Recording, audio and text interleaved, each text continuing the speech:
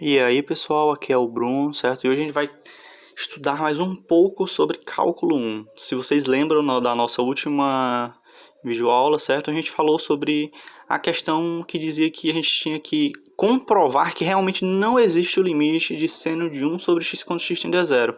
E a gente fez essa comprovação aqui, ok? Usando o intervalo dos possíveis valores do seno de 1 sobre x, certo? E seguindo esse mesmo raciocínio, a segunda questão pede: calcule caso exista o limite de x vezes o seno de 1 sobre x quando x tende a zero. Ah, Bruno, é muito fácil, cara. Precisa fazer isso não. Porque se esse limite não existe, como é que alguma coisa vai existir multiplicada por isso, ok? Como é que 0 vezes uma coisa que não existe, existe? Não existe, né, Bruno? Deixa de papo, cara. Não é bem assim, pessoal, certo?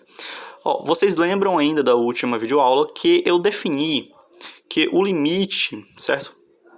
Desse seno de 1 sobre x não existe, certo? Por quê? Eu tomei em base o intervalo dele, o intervalo de menos 1 a 1. Então vamos tomar a mesma base, de menos 1 a 1, ok? Seno de 1 sobre x.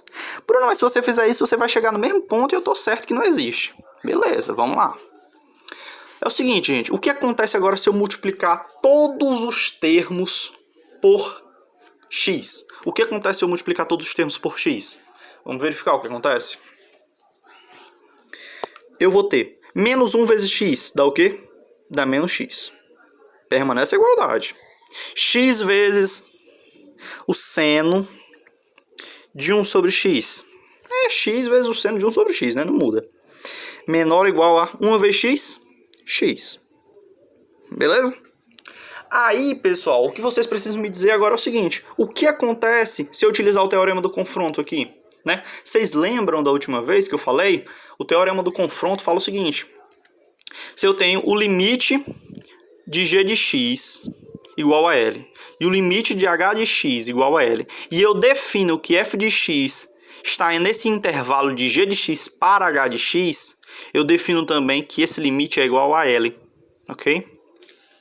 Então, tem tudo que a gente precisa aqui, gente. A gente só precisa definir que o limite de menos x é igual ao limite de x. Quando o quê? Quando x é zero. Então, vamos lá.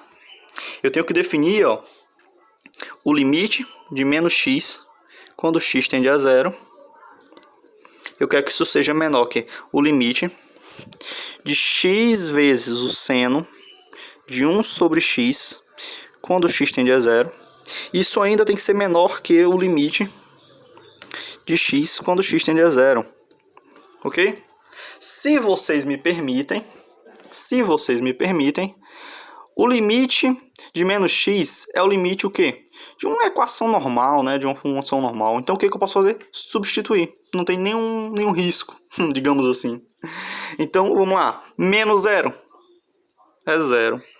Menor ou igual ao limite de x vezes o seno de 1 sobre x quando x tende a zero. De novo, eu estou esquecendo as tendências, gente. Como é que pode um negócio desse?